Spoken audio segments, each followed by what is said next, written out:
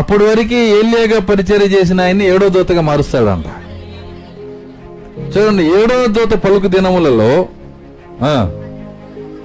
అతడు బోర ఊదబోచుండగా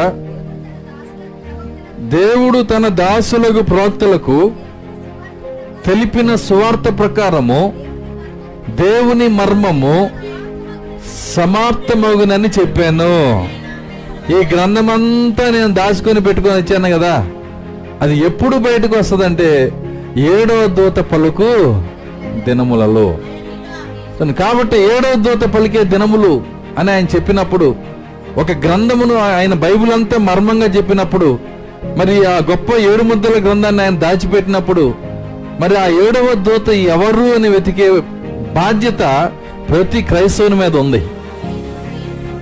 కానీ ఎవరైనా ఎత్తుకుతారా? ఎవరు ఎత్తుకోరు. మా పెద్దయ్య గారు అట్లా చెప్పలేదండి.